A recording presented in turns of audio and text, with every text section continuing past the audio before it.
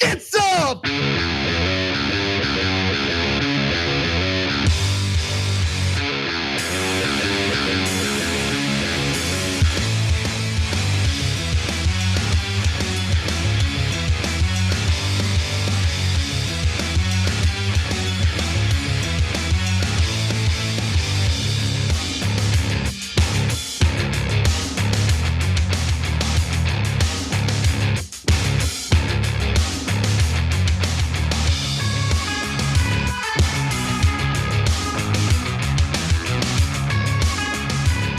Welcome back to the Young Turks on a Thursday. Many people are calling it Thursday. Many people are saying it. I am Rayyvana, Rebel HQ contributor, joined by my fellow Rebel HQ contributor and comedian, and my matching shirt buddy today, Ben Gleib. Yep, I feel like dual anchors of a news show need to dress together. On Thursdays, we wear black. On Thursdays we wear black. Our producer's also wearing black. We're all matching. It's wonderful. We all got the memo today. With that, starting off cheery, but we have to talk about something extremely serious, and that's the news coming out of Maine. Josh, can I just have you pause for one moment? I want you to finish this thought, but I want people to know what they're watching right now. And this is video that we have just obtained. You can see people running. They are running from the bowling alley that we believe is the site of one of these shootings here in Maine that we are covering at this moment, this breaking news coming in. There's this video of people sprinting from the bowling alley. You can see several people here. I mean, what does that tell you about how potentially crowded? I mean, it's a bowling alley on a Wednesday night. If this is the scene of an active shooting, Josh. At least 18 people have been killed and at least 13 people injured as a result of yet another mass shooting, this time taking place at a bowling alley in a restaurant in Lewiston, Maine. Now, we have to note that there has been contested information regarding the death toll, the injury toll, and the shooting locations. As this is a developing situation and an ongoing manhunt, it's difficult to get exact information coming out of Lewiston. But however, we are going to stick to sources aligning with the information being given by the Maine police. Now, here are those details from AP News. Lewiston police said they were dealing with an active shooter incident Wednesday evening at Shemengi's Bar and Grill and at Spare Time Recreation, a bowling alley about 4 miles away.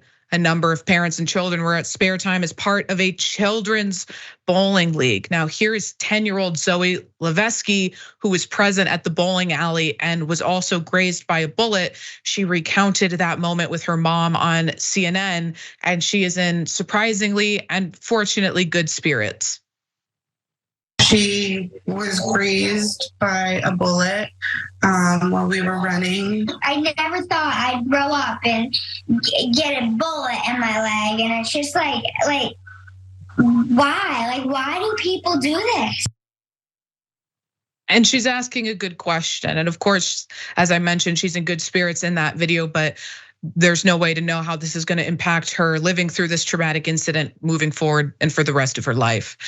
After the shooting, Lewiston police shared images of a man walking into what appears to be the bowling alley, holding a high-powered assault-style rifle.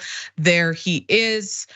Usually we would not show images of mass shooters because oftentimes mass shooters want to shroud themselves in glory for the incident, but because he has not yet been caught, we think it's important to show his image. He hasn't been identified, but police are calling a man by the name of Robert C. Card as the person of interest in this case. Take a look.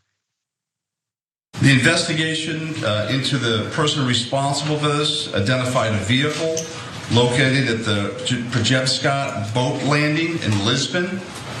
That person, through the registration of that vehicle, is identified, as been stated earlier, as a Robert Card. Currently, there is an arrest warrant for 8 counts of murder for Mr. Card. And the reason it's 8 counts because 10 people have not yet been identified. As those people are identified, the counts will probably go to the total of 18. Card has yet to be apprehended, but is considered armed and dangerous. From CNN, Card is a certified firearms instructor and a member of the US Army Reserves, law enforcement officials in Maine told CNN. He had recently threatened to carry out a shooting at a National Guard facility in Saco, Maine, and reported mental health issues, including hearing voices, the officials said. I want you to keep that in mind as I reiterate that he was not only allowed to have access to a gun, he was allowed to carry out firearm trainings after this incident, after reporting that he had inclinations to carry out a mass shooting. Just keep that in mind as we continue on. A US official also told the Associated Press he had been taken by police for an evaluation after military officials became concerned that he was acting erratically back in mid-July. Multiple businesses, schools, and public buildings were closed in Lewiston and surrounding cities today out of caution as the search continues for Card. Maine's Governor Janet Mills also spoke at a press conference to give her condolences. I'm so deeply saddened, as is every one of the 1.3 million people of this beautiful state. This city did not deserve this terrible assault on its citizens, on its peace of mind, on its sense of security. No city does, no state, no people. No words can truly or fully measure the grief of many people today. Our small state of just 1.3 million people has long been known as one of the safest states in the nation. This attack strikes at the very heart of who we are and the values we hold dear for this precious place we call home. Now, if you were wondering about gun regulations in Maine, they are very lax. From AP News, Maine doesn't require permits to carry guns, and the state has a long-standing culture of gun ownership that is tied to its traditions of hunting and sport shooting. And Ben, we're gonna get into the Republican reactions to this mass shooting, among other mass shootings, and a little bit later in the show. But first, I just want to say that I think the claim that it's too soon to talk about the politics side of things is always a ridiculous claim to make, because political problems require political solutions, in my opinion. And the ease with which this man was allowed to gain access to a weapon is concerning. And the fact that he had all of these red flags that should have alerted gun sellers and state officials that this man was armed and dangerous and possibly going to carry out a mass shooting. The fact that none of those flags were noticed or paid attention to, or no action was taken to prevent this from happening, it's disturbing. And it's a story we, as reporters have to cover time and time again.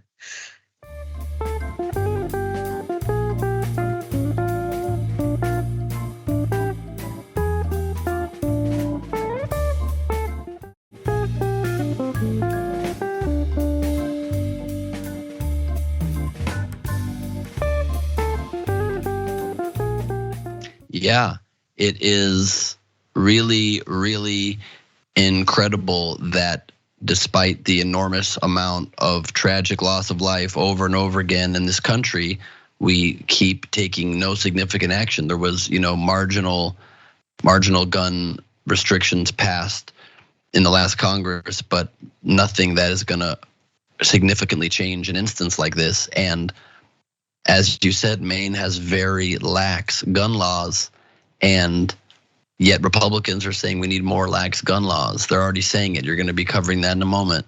And it's just completely insane that even in the face of the facts that fly right in the face of their own arguments, they keep making the same arguments like they're robots, like they might be AI or something that's programmed to kill us, because they do not seem to have any interest in anything that can reduce gun violence. They think the answer to gun violence is more gun violence. It's disgusting, and I don't know what the answer is, but it's not what they're doing. And we've seen, very recently, gun violence become the #1 cause of death of children in this country. And this is the same group of people who always says that they're just trying to protect the children when it comes to legislating anti-LGBTQ laws, making it almost impossible for school children to access books that have queer characters. In those cases, they're just trying to protect the children. But when we're actually needing to address the leading cause of death of children in this country, we don't need to protect the kids anymore. We need to protect the NRA. We need to insulate gun owners. We need to insulate gun manufacturers from any sort of liability for the weapons that they market. We can't address gun culture. We need to celebrate it. Well, Ray, I don't know if you know this, but 98% of children who are the victims of gun violence, it happened because right before they read a book with a gay character.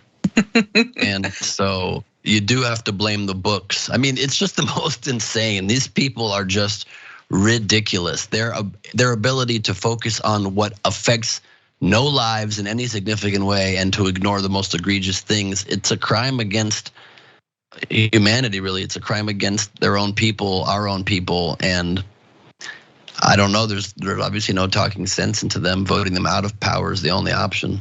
Yeah, absolutely. And just a little bit more about the senseless gun violence that Americans experience now. This mass shooting with a death toll currently of 18, again, that number could rise as more information comes out. It's still chaotic in the state of Maine, in the city of Lewiston, as they continue to try to get accurate information. But the current death toll of 18, this rampage appears to be the deadliest mass shooting of 2023 in the United States. It's also the deadliest mass shooting since a gunman in May 2022 killed 19 students and 2 teachers at a school in Uvalde, Texas. From AP News, the shooting in the state's second largest city is the 36th mass killing in the United States this year. 36 just this year, according to a database maintained by the Associated Press and USA Today in partnership with Northeastern University. The database includes every mass killing since 2006 from all weapons in which 4 or more people, excluding the offender, were killed within a 24-hour time frame. And as I said, obviously the story is still developing and more information will be coming out over the next few days. But reading that it's the largest mass shooting since Uvalde, it just hit me pretty difficultly, because there was a moment after Uvalde where everyone believed things were going to change this time. There's no way they could turn a blind eye to this horrific tragedy. 19 children brutally murdered. The police stood outside for over an hour before they went in to neutralize the perpetrator. There were people on scene at the time, police officers who could have used their weapons, the supposed good guys with the guns, who didn't go in, who waited waited over an hour before they finally entered the scene, who didn't use their guns. The supposed good guys with the guns did not use their guns to protect these children. And what happened? The state of Texas passed a mandate that requires an armed police officer stationed at every elementary school, an unfunded mandate to do that. We got some small gun control at the federal level that every expert says would not have prevented that type of shooting. And here we are, little over a year later, deadliest shooting since then, and really nothing has changed. And it's frustrating because you see these parents who have to become activists, right? These parents who lose their children and then they dedicate their lives in the pursuit of preventing other parents from losing their children in these senseless shootings, from people who try to prevent people from losing their loved ones in these senseless acts of violence. And their pleas fall on deaf ears because the voices and, more importantly, the money of the NRA, the gun lobby, speaks so much more loudly to our elected officials, which is why, and it's a topic we talk about a lot here on TYT, money in politics, but it does come back to money in politics, the ability of these lobbies to capture our politicians. Because there's no person in this country who shouldn't feel moved, who shouldn't feel an emotional reaction when they hear the news of these shootings. And yet, instead of a meaningful response from our elected officials who have the power, who have the authority to do something about this, all we get are thoughts and prayers and some of the ridiculous stuff we're about to cover in the next story. But it makes me feel sick. I said that, but I'll reiterate it. It makes me feel sick. Yeah, I mean, Uvalde is maybe the best example, because Texas basically is a gun. It's a giant gun. And the fact that the gun state can't do anything to stop gun violence within its own borders just proves the absurdity of the argument of people that are against gun regulations. I've debated Republicans on this many times. I debated, went back and forth with Tomi Lahren on this, and she, in the wake of another mass shooting, said, but the Second Amendment doesn't say you have to register. And I'm like, yeah, it's one sentence written hundreds of years ago. You can still use your brain and use common sense to evolve your opinion, to add common sense things to keep people safe.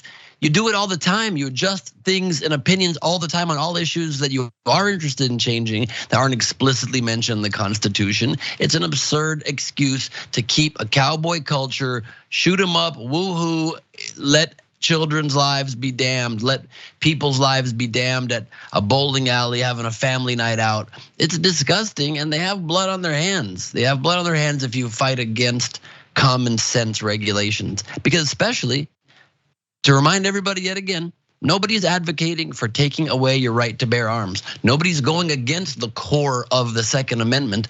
We are just saying a common sense regulation that can keep people safe. People with mental illness, take it away. Red flag laws, be able to remove guns from people who are currently undergoing mental illness episodes, so that people are coming off as violent, that they can be kept safe, that the people around them can be kept safe from potentially horrible episodes, people with horrible records that you shouldn't be able to get guns. These are common sense, easy things. And if you still stick by your Second Amendment, it's just insane, even though it's only one sentence, to only care about half of that sentence, to only focus on the right to bear arms can't be infringed and ignore the of a well-regulated militia part.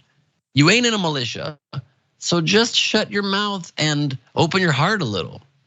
Right, and I mean, in law school studying the interpretations of the Constitution, I always found originalism to be one of the most absurd. The idea that we need to now, in this year of our Lord 2023, think about what someone who had wooden teeth might have thought about AR-15s is an absurdity. But our Supreme Court is so far right, so fascistic, that they're not even trying to base their new gun interpretations, their new Second Amendment interpretations off of that. Now they're saying it has to be based in history. They said you can't have a gun regulation that isn't based in a piece of American history pre-Civil War. Justice Clarence Thomas, people, that's our Supreme Court, which just goes to show how little they care about protecting people.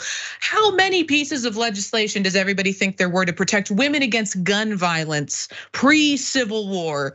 Very few, if any at all. So now, in order to make an argument to keep guns out of the hands of domestic abusers, you have to find a piece of similar legislation from the early 1800s to prove that it is based in history. This is a legal theory completely concocted out of nowhere, mind you, and it's going to massively impact our ability to regulate public safety in this country. It's already gone into effect in that way. States and the NRA are already lobbying to repeal laws that protect women against gun violence from domestic abusers that attempt to take guns away from people who have been found to have been by a preponderance of evidence when it comes to restraining orders, guilty of domestic violence against a woman.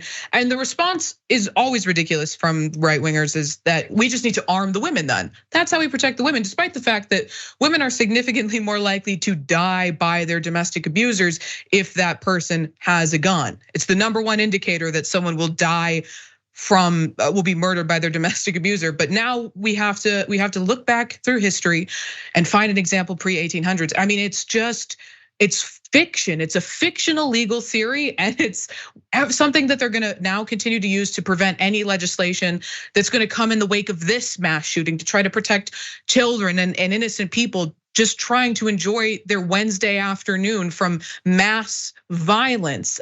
And the Republicans will say, we don't talk about politics in the wake of a mass shooting, but just pay attention. They don't talk about liberal politics, but they are 100% signaling to the NRA and their conservative base that we're gonna fight to ensure that you don't have your guns taken away. I'll let you get the last word in on this.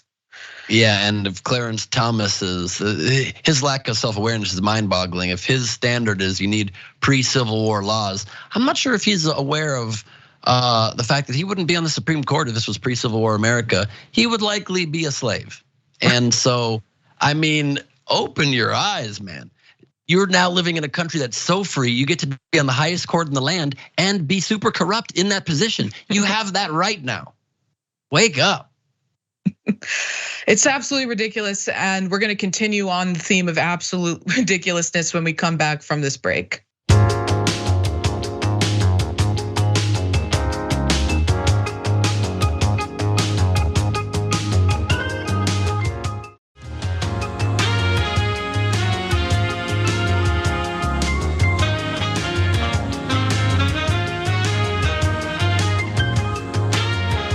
Back on the Young Turks, Rayyvana and Ben Gleib. I promised you we were going to talk about the absolute ridiculous Republican reaction to this mass shooting in Maine.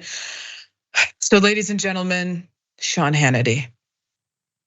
What bothers me, and I could literally probably count the seconds before an incident like this becomes politicized. And that part of it I never like, because that's not going to bring back lives. And then I always ask the question, when something like this happens, what is your plan? What do you do? I have a personal security plan. I train in mixed martial arts. I've been a big believer in the Second Amendment for a long time, with the prayer that I never would ever to use it. I am truly and utterly dumbfounded.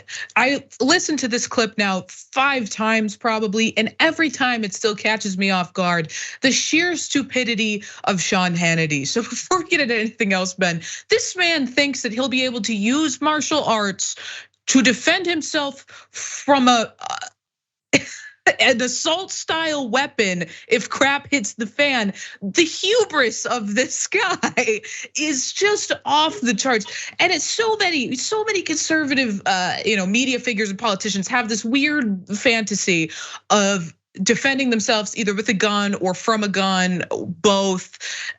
And they believe themselves to be an expert. I'm sorry, Sean Hannity, if someone's coming at you with a gun, you're gonna get shot and die. You're either gonna get severely injured or die. You're not gonna do some like jujitsu flip kick the gun out of the guy's hand. It's an absurd notion. Get your head out of your ass. I have to strongly disagree. He's not gonna flip and get the guns. He's gonna karate chop the bullets. We all know that.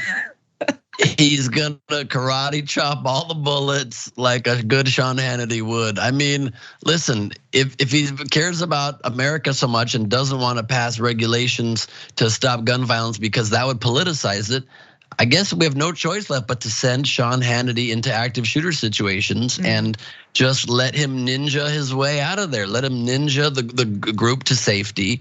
Let him do what he's got to do to just protect all of us with his superior martial arts skills.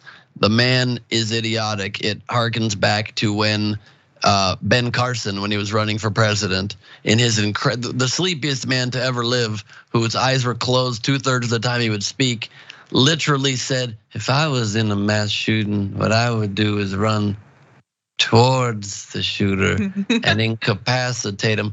Literally, before he said, if I was, he'd be dead. He'd have 30 bullets inside of him. But he believes all of a sudden he would be super speed. Maybe if he was, I don't know, on some sort of drug, maybe an amphetamine that would speed up his system, he'd still be dead. These people live in fantasy land. And unfortunately, that's not where shooting happens. Shootings happen in reality land. And I was going to pause there for a second just to talk about the absurd nature of his comments. And we're going to get into some more absolutely absurd comments from one Newt Gingrich in a minute. But first, let's just go over a little bit about the already extremely lax gun laws that apparently Sean Hannity thought were too oppressive in the state of Maine. From AP and NBC.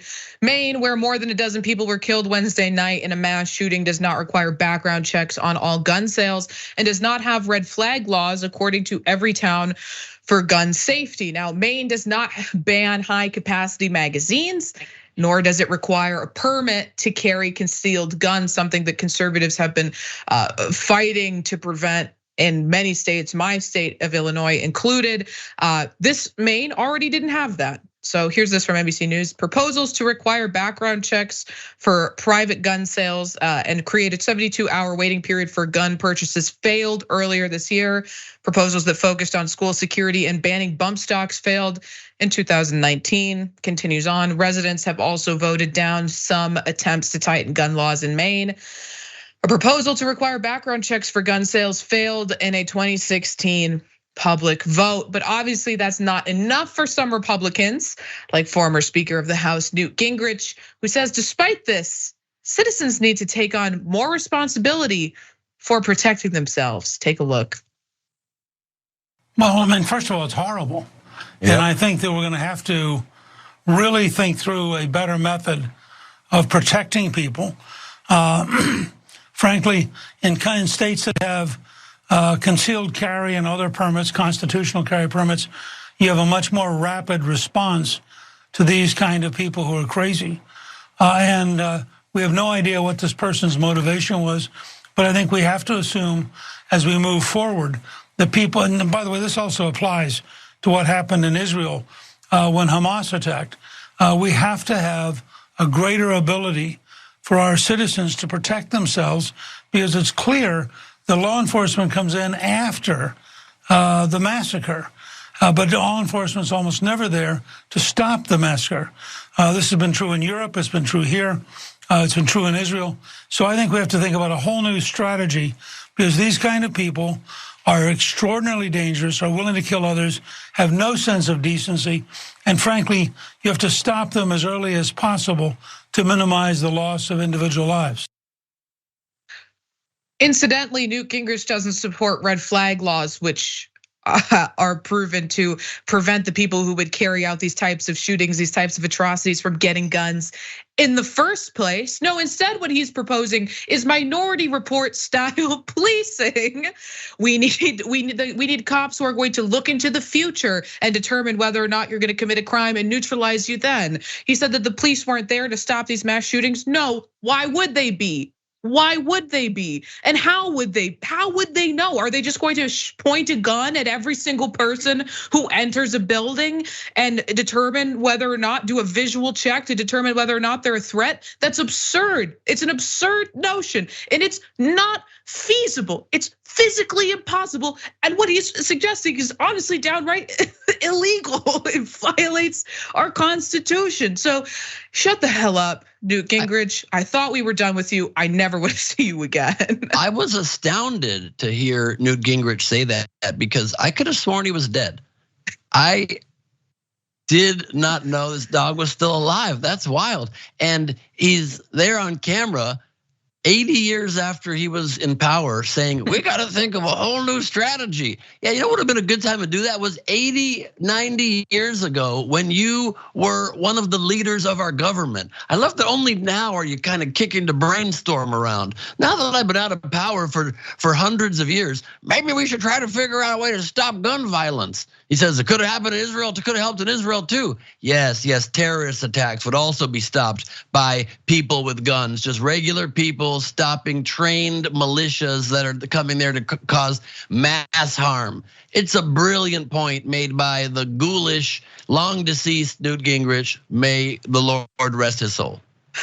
And Donald Trump did the same thing, right? He did the same thing as Newt Gingrich. We need to try something new. He said this, a terrible situation going on in Maine, at least 22 dead. Again, those are not the numbers that we are officially reporting. It just seems to never end for the United States. You are the president. You are the president of the United States of America. And what did you do to limit mass atrocities, to limit gun violence, to try to prevent gun violence? Absolutely nothing. You were president during a time where there was a ton of school shootings, a ton of mass shootings, violent, bigoted mass shootings, and you did nothing to make it better. Another person. Ray, at least he's taking it very seriously. I'm sure he just posted that and then took the rest of the day to be somber, right? Well, you would think, because Donald Trump is a very serious man who cares very deeply about these types of tragedies.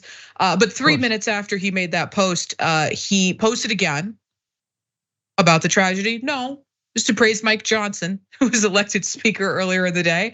And okay, but that at least was like political, and then he probably was somber the rest of the day, right? Right, you would think, but 12 minutes later, he posted a video of him entering an arena to watch a UFC fight with the words, "What a difference a president makes." Oh, wow. I mean, at least he was around the people. He was there to, I'm sure after that, he probably just, didn't post anything else, and he probably took time to reflect on gun violence. Right. Well, he might have been reflecting at the time that he posted a video of him teeing off, juxtaposed with footage of President Biden falling on the stairs. Oh, so he's focusing on the issues, on what matters. The important issues that matter. Another person who no one could ever accuse of not focusing on the issues was one Lauren Boebert, who tweeted out, sending prayers to Lewiston, excuse me. She spelled the name of the town wrong, by the way. She wrote Lewistown. It's Lewiston, Maine tonight. Know that the entire country is praying for you. I mean, this is a woman who posted a Christmas photo of her with all of her sons holding guns. Some of them with very poor trigger discipline, all of them holding like assault style weapons next to the Christmas tree. Is that someone who gives a crap about gun violence? She ran a bar where all of the workers had to carry pistols on their hip. The idea that this woman, I mean, she's from a town called Rifle, Colorado. I'm sorry, could she be any more pro-gun? It's absurd, it's ridiculous. Her bar was called Shooters. Yes. It's now closed, but when it was open, was it called Active Shooters? It wouldn't be too on the nose for her. She also probably offered a hand job to anybody who's a hand to anybody who's suffering. She really takes it very, very seriously, trying to help people in this nation. She's always about thoughts and prayers, always about thoughts and prayers. Most of these Republican lawmakers are. If they're so into prayers, why didn't they become preachers? Why did they go into making laws? If their focus is praying, go pray, have a congregation somewhere and have no effect on the outcome.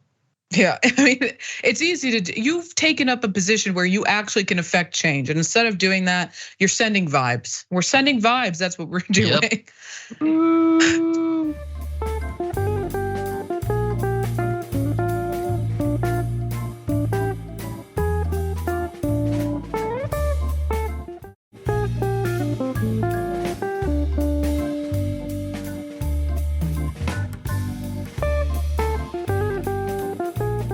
All right, we've been talking about violence in America, so let's move on to this next story that is also about an increase in bigoted violence in America. Because the Anti-Defamation League and the Council on American Islamic Relations have both reported an increase in anti-Semitic and Islamophobic harassment, respectively, in the wake of the horrific Hamas attack on Israel and the ongoing violence of Israel against Palestinians. So let's start with the increase in Islamophobia and the hate crimes against Muslims, and then we'll discuss the ADL's reports on the increase in anti-Semitism as well. So this from AP. A spokesperson for the Council on American Islamic Relations said Wednesday that the organization's chapters and national office had received 770 reports of bias-related acts between October 7th and October 24th. The national headquarters had 110 direct reports during that period, compared to 63 for all of August. I'm sorry, 63 versus 110 direct reports versus 774 reports of bias. That is a massive increase. Now, of course, I don't think anyone has or could forget the brutal murder of a 6-year-old Palestinian boy here in Illinois. But I'll just remind anybody who either hasn't heard of this or needs reminding. The reported acts since October 7th include an Illinois landlord fatally stabbing a 6-year-old Muslim boy and wounding the boy's mother, police say, as well as the arrest of a Michigan man after police say he asked people in a social media post to join him in hunting Palestinians. Now that unfortunately wasn't the only Islamophobic hate crime here in the United States. In fact, it wasn't the only one here in the Chicago area. Fox 32 reported that a 33-year-old man is accused of spraying pepper spray during a protest in Skokie over the weekend. Zevulun Ebert is now facing aggravated battery and hate crime charges. Now, Corey Saylor, who's the research and advocacy director of the Council on American Islamic Relations, made this statement, says public officials should do everything in their power to keep the wave of hate sweeping the nation right now from spiraling out of control. And of course, that wave of hate sweeping the nation also includes a massive increase in anti-Semitic hate and anti-Semitic harassment, as well as the Anti-Defamation League reported and as AP News wrote. The ADL Center on Extremism reported in a statement Wednesday that the organization recorded at least 312 reports of anti-Semitic acts between October 7th and October 23rd, compared to 64 recorded, during the same time period in 2022.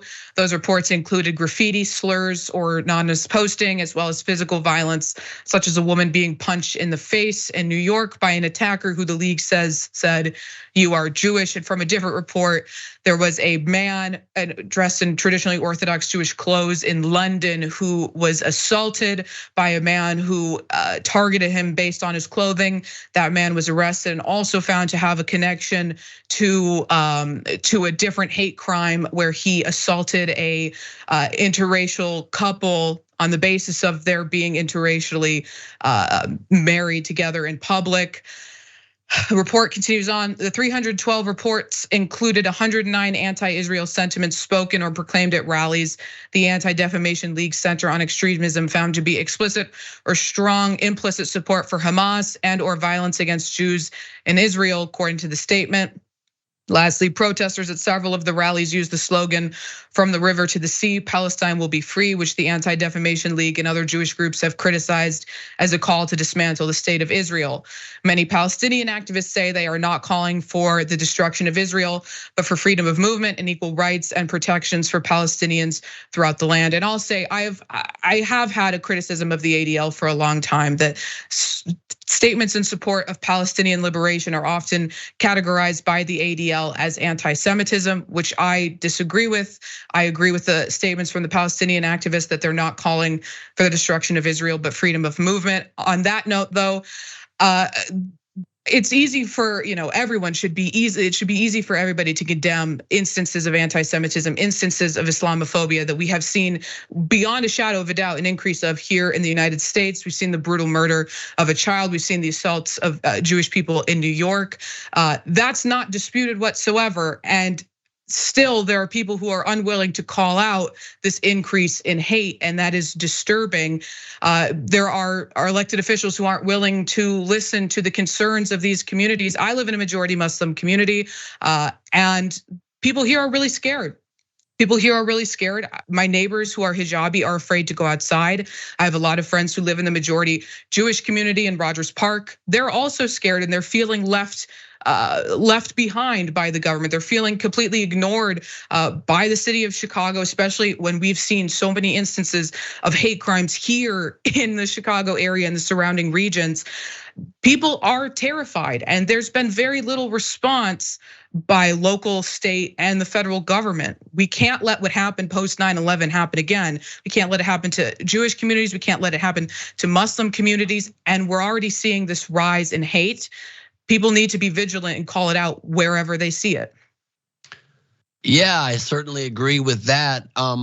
As to your statement about the Anti-Defamation League, counting pro-Palestinian statements as acts of aggression towards the Jewish community, I would say if the phrase is historically one, the slogan is historically one that calls for and means, because words do have meaning still, the annihilation of the state of Israel and the full removal of Jews from that area, maybe find a new slogan. Nazis can also rally and say, Jews will not replace us, and we mean just in our Christian club. Or Nazis can rally and say, it's about white power, and then just say, oh no, we just mean power amongst ourselves. You could also just choose a different slogan and not use the one that stirs up anti-Semitism and hatred towards the Jewish community if you don't want it to be misinterpreted. Because again, words have power, and phrases and slogans have history that I think needs to be respected if you don't want to amp up and light a fire under an already incredibly tinderbox situation. That's also why I think it's so essential to be incredibly careful in the way we cover these stories and the way that we present these issues, because when there's a rush to judgment, and nobody's excusing and over an overreaching, horribly aggressive response that kills too many civilians, innocent people in the Palestinian territories, of course. But when this is presented as an issue of us versus them, of Jews versus Palestinians, that alone amps up so much hatred and brings up so much more anti-Semitism and Islamophobia, because it creates this divide in our society instead of what should be a very obvious, non-controversial stance of all people across the world, Palestinians and Jews and all who aren't part of those groups, standing up against a terror organization that's been designated so by the US, by the European Union, by the UK, which is Hamas, who unfortunately is in charge in Gaza because they've been holding the Gazan people hostage ever since they took over in 2007 after Israel ended its formal occupation in 2005 and is withdrawn from those lands. And it's an incredibly complex issue, and people boil it down to divisive slogans. It creates more hate, as you reported, almost a 100% increase in hate incidents against the Muslim community, 388% rise against the Jewish community, and that's just here in the States. Of course, there was the murder of the president of a synagogue here in the States just last week, and huge increases of anti-Semitic sentiments and feelings and crimes all over the United Kingdom and France and Europe and Latin America and North Africa. London has reports of 1,300% increase against the Jewish community from the same time period last year, just the 2.5 weeks since the terrorist attack that occurred. And so we really need to be careful. We can speak against individual horrible incidents. We can speak to protect innocent people. We can speak to protect innocent lives. But what we should not do is rush to judgment, calling a country defending itself after a terrorist attack worse than 59/11's genocide when they're responding. Let's be more responsible and more focused and talk specifically about let's minimize the loss of innocent life, while a country also, of course, as any nation does, has the right to defend itself. We must, if we're going to be responsible citizens, be much more responsible, much more measured in the way that we respond to incidents like this, because this is the social media war. I've never seen a conflict that seems to be so decided by social media. The way the parties are even acting on the ground seems affected by the sentiment around the world. And we need to all be humans together and care about common humanity together and try to protect innocent Palestinian life as much as we respect and care for and grieve for the loss of Jewish and Israeli life at the exact same time, and make sure our words do not conflate those issues and don't make it us versus them when it should be the world against a terrorist organization. Now, I think that you and I have a fundamental disagreement on several points that you made, and I wish I had the time right now to go through, and I wish that we had a longer format that we could have. Well, hit me on a couple of them. Hit me on a couple. All right. Well, you said that we can't. It shouldn't be referred to as a genocide. I, however, I'm listening to and believe the statements of Raz Segal, who is a Israeli historian and a Holocaust expert, who wrote an article in Jewish Currents, who said that this is a textbook genocide. This is the displacement of a group of people, the forcible displacement of a group of people under threat of a bombing campaign, under the threat of a ground invasion, saying that they need to go in and root out Hamas, but they all need to remove them. They all need to be transferred to the south of Gaza, where, by the way, they are still continuing to be bombed in the south of Gaza, the place they were told to evacuate to. He did classify that as a textbook case of genocide. And again, this is not, a radical agent of Hamas. This is an Israeli historian. This is an expert on the Holocaust who said this in Jewish Current. That's one thing. I mean, I already explained I disagree with the characterization of the statement from the river to the sea, Palestine will be free. Again, it's not necessarily the best format for us to go back and forth. We do have to go to a break, right? Right now, but yeah. But I'll let you respond, of course. I'll let you respond. Let me just respond to that quickly. There's also the son of the founder of Hamas who says that Hamas is a terrible terrorist organization that needs to be taken out, and is speaking forcefully in support of what Israel is doing. And again, it doesn't, with all respect, matter what your opinion is of a phrase that has been historically used to stand for the eradication of the Jewish homeland. That's what it stands for. You can't repurpose hate slogans and say, well, the words themselves don't mean that. Yeah, maybe parsed separately, but you can write a different rhyme if you want to just support the Palestinian people. It doesn't need to be one that gins up hate and the calling for the annihilation of an entire group of people from the homeland, the one homeland they're supposed to have safe in this world, like any other nationality gets to have in this planet. And instead of being a safe haven, it's one where terrorist attacks have happened over and over and over again. So this one person, this one Jewish person declares it to be a genocide. Also, there was a speech at the House of Lords yesterday where one of the lords in the UK government specifically made a very perfect case about how this is well within Israel's rights. And again, I'm no advocate for the horrible loss of innocent life, but proportionality does not need to mean you only are allowed to harm the same number of citizens. It's about the proportionality with the goal of the military objective, which is stated and which the whole world generally is behind, is the eradication of Hamas. As far as the governments of the world, at least the Western world, ones that share our values, is to not prop up a terrorist organization that is trying to literally eradicate people. And so we all want peace, but peace can't be found if you don't have a partner for peace, and they are instead using terror tactics to kill people. And again, for the millionth time, I am not in support of the horrible loss of innocent life, but it's an incredibly difficult predicament because Israel either tells them to stay and then Hamas uses them as human shields and puts all of their munitions and their soldiers in heavily populated areas and more people die, or they warn them and say, please, not forever, not displacing them forever, please leave to the south while we have an incursion to try to get rid of the group that's also holding them hostage. And then that's a problem too. I have not seen reports of continued bombing in the south. I don't believe that to be true. I'm sure there have been errant missiles that have landed incorrectly. There is not a heavy bombardment of bombs hitting the south where people are being told to evacuate to. And so there needs to be some way that we don't continually pit this as us versus them, but instead just can unite against a terror organization. I'm sure, Ray, you don't argue that Hamas is not a terror organization and is certainly not a partner for peace against or with the Israeli people, do you? No, obviously I wouldn't say that Hamas is a terrorist organization, but I think that to put it into the context of, the far right Israeli government, which has continued to support Hamas with the explicit goal of preventing the establishment of a Palestinian state, It's important to put it in that context. And 100% agree on that, 100%.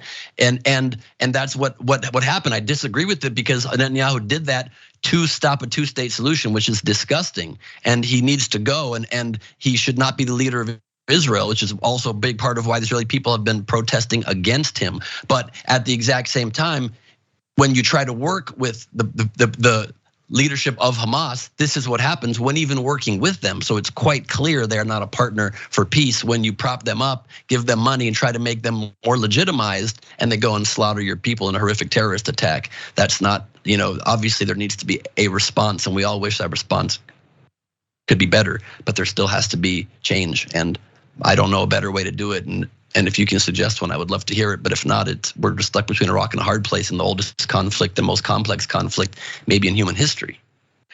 I wish I could have time to go through everything you said, and I will on my own independent channel off TYT. And there's going to be more discussion of the conflict on the second hour. But with that, we super have to go to a break. And ditto on my Rebel HQ video today on this exact topic as well. So please check it out. I also have a Rebel HQ video on the topic. You can check mine out as well. But with that, we got to go to a break. We're going to come back and we're going to talk about how Elon Musk is being a crybaby.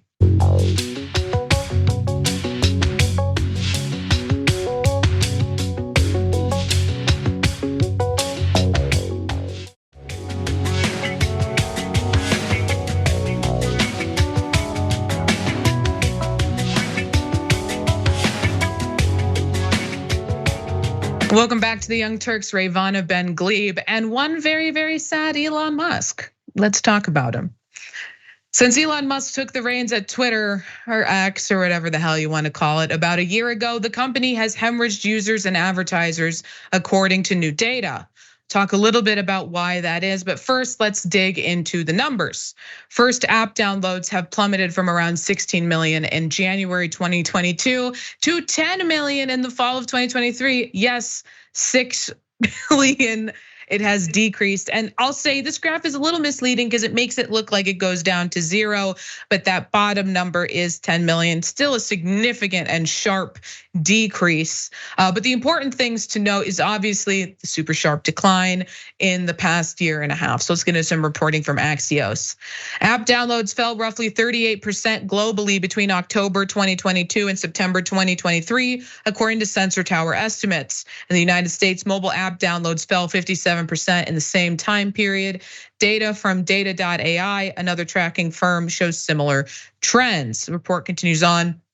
Usage has also decreased, with monthly active users falling 14.8% globally and 17.8% in the US year over year for the month of September, per SimilarWeb. User churn, or users who stop using the app, increased more than 30% year over year as of September 2023, per Sensor Tower.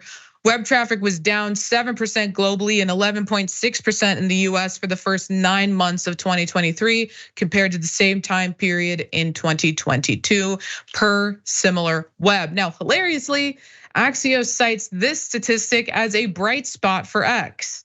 Traffic to Elon Musk's personal profile and posts were up 96% year over year in September. And for a man with an ego as big as Elon Musk, that might be the only statistic that matters. Does he really care if the app is being used more or less?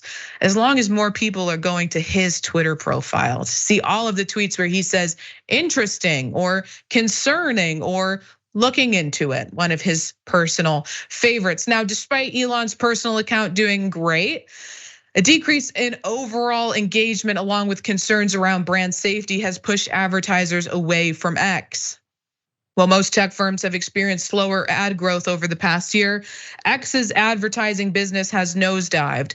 Musk himself admitted in September that the company's US ad business was down 60%. Ebiquity, whatever you say that, which works with 70 of the top 100 top spending advertisers, said that just 2 of its clients had purchased ads on X last month. It was down from 31 brands in September last year, prior to Musk's takeover of Twitter that October. And because of that dive, Insider Intelligence estimates that X's ad business will bring in $2.9 billion this year, down from roughly $4.14 billion in 2022. Part of the reason users and advertisers are fleeing is the increase in hate speech and disinformation. And if you don't believe me, don't just take my word for it. Here's Yoel Roth, the former head of trust and safety at Twitter, laying out this issue last month. Let's look at the evidence.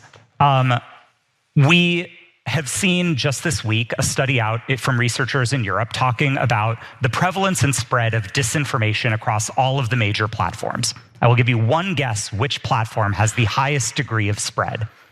It's Twitter. We have also seen research that suggests that the prevalence of hate speech and abuse on the platform is higher. We've seen independent research that suggests that ISIS has staged a 70% return on Twitter. This isn't like free speech, this is ISIS, right? Like we're not talking about the gray areas of content moderation. By any measure, it's worse. Well, if your measurement of how good a site is by how many members of ISIS are active users on it, I would say everything's looking pretty good. They're coming back. ISIS is back, folks. Things are going very well. And Yoel Roth, in that interview with Kara Swisher, also showed some specific instances of homophobia directed at him by Elon Musk, who pretty much called him a pedophile. With his own account, in his own words, massive instances of anti-Semitic attacks against him, and insane death threats that he'd received that have been allowed to just stay up on the platform. Mind you, when Elon Musk took over, he said, if you're looking for good information on trust and safety on Twitter, Yoel Roth is the person to go to. And just a few weeks later, when Yoel Roth realized that he was in over his head with the Musk takeover and that things were not going to be copacetic with new Twitter, he left, and then Elon Musk called him a pedophile. I'm not joking. You can all look it up. That happened. So he's an expert in the field. He's someone who's experienced bigoted hate on the platform. And Ben, I've noticed a large increase in anti-LGBTQ and misogynistic rhetoric being espoused against me. This morning, I reported an account that was just N-word hater, and I got an email from Twitter saying that was fine, that they couldn't find any violations in their terms of service with an account literally just named N-word hater. I've thought about getting off this platform so many times, and I am certain that if Elon Musk has to charge me $1, like he's floated the idea around of, I will no longer be using the site. Yeah, I mean, it's working as he intended when he bought this thing. He bought it specifically so that he could allow the re-amplification of hateful voices. He likes to be in the mix in a horrible way. He likes to create torment really among the population. He's not doing this to try to improve the town square that Twitter once was. He's doing it to really throw bombs in the middle of it and try to see what fires he can start, because he enjoys being in the middle of this. Like you said, his own engagement is up, and that's probably all he cares about. The man's business instincts are so suspect. He buys this for an insane overvalued amount of money. He knew it was overvalued, tried to get out of it, was forced to buy it, and then just throws away all brand value and renames the thing X, a letter that literally is used when you lose something. When you get the guess wrong on Family Feud, big X in the middle of the screen. When you don't like an act on America's Got Talent, they get X'd. It's just always, if you break up with someone you were once in love with, they're now your ex. And this is what he wanted to call the platform. It is certainly not speaking amazingly to his business savvy, or maybe he's too distracted. Maybe you shouldn't already be the CEO of a major car company and of a major space company and then take over one of the biggest social media platforms on planet Earth. I'm surprised he hasn't yet launched his own aftershave line, which of course would have to be called Elon Musk. A car company, the head of a car company, mind you, that has been in the throes of litigation regarding racial discrimination and bigotry in their factories. So I guess this is a man who, wherever he goes, he just loves to bring in inclusivity for bigots. We want to make a warm, comfortable environment for people to espouse their views of hating people on the basis of their race, their gender, their sexuality. He's inclusive for all straight whites, though. So keep that in mind. Right. Now, as a result of Musk's failures right now, investors who backed his takeover of Twitter are not in a good spot. From the Wall Street Journal, 7 banks, including Morgan Stanley, Bank of America, and Barclays, lent Musk around $13 billion to buy Twitter a year ago this coming Friday. Under normal circumstances, they would have unloaded the debt to Wall Street investment firms soon thereafter, but investor appetite for Twitter has cooled since the billionaire took over, forcing the banks to hold the debt on their own balance sheets at a discounted value. Very, very, very, very discounted value. It continues on. The banks currently expect to take a hit of at least 15%, or roughly $2 billion when they sell the debt. People familiar with the matter said that would mean hundreds of millions in losses for those holding the largest pieces, which include Morgan Stanley, Bank of America, Barclays, and MUFG. And I think this should give everyone a little bit of an insight into how investment banking works. They're all idiots, and they throw money at the loudest, most popular idiot in the moment. And that idiot burns all of their money in a big pile and has a bonfire over it. I mean, just look at things like WeWork as a prime example of that. They were not investing in Twitter, which has always operated at a loss. They were investing in Elon Musk, who is an idiot it was a poor man's idea of a rich man, who is a dumb man's idea of a smart man, and who had no concrete plans for how to make this platform better. He had an idea of a platform that was silencing conservative voices and allowing extreme left-wing voices to say whatever they wanted with impunity. And then he bought the platform, looked at it, and realized that wasn't how this platform was operating at all. But now I have to follow through on all those ridiculous promises I made to the MAGA people.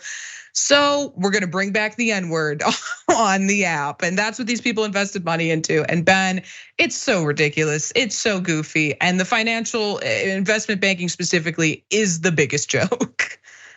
Yeah, I'm surprised he didn't rename the company N instead of X. It would have been more directly to the point, at least, for what he's trying to accomplish. It's just the guy does not have an interest in fairness or in giving voice to the voiceless. He has an interest in giving voice to the hateful, to the bigoted, and it's pretty gross. And that's why I use Twitter now, and I will always call it Twitter and won't call it X. I use it in a way that I would recommend for you, Ray. Post and don't look at the comments. Stay out of the fray. Just get your thoughts out there. Post your links and then stay away. Once in a while, I skim and I ignore all the hateful, horrible stuff. And that's about all I try to do. But it's so true that you make the most noise and you get the most attention. I would be so much further along in my life if I were only louder and more stupid. I'm considering it. An interesting plan, something to lean into in the future, maybe. Thank you. That's all the time we have for the first hour, though. But so thank you for joining me, Ben. Remind the people where they can follow you. You can follow me at Ben Gleib on Instagram and Twitter, I guess, and TikTok. I'm posting 3 stand-up comedy clips per week and political videos and all kinds of things like that. And you can watch my special, The Mad King, on YouTube.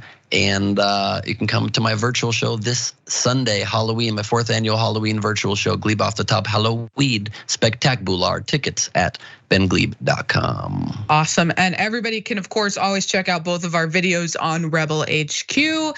That's all the time we have for the first hour. Stick around because Francesca and Waz are about to come on and give you a whole lot more news the next hour and a half. So we'll see you on the other side.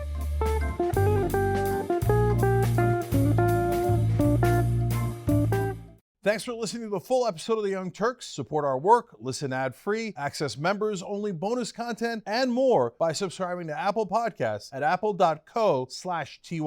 I'm your host, Cenk Uygur, and I'll see you soon.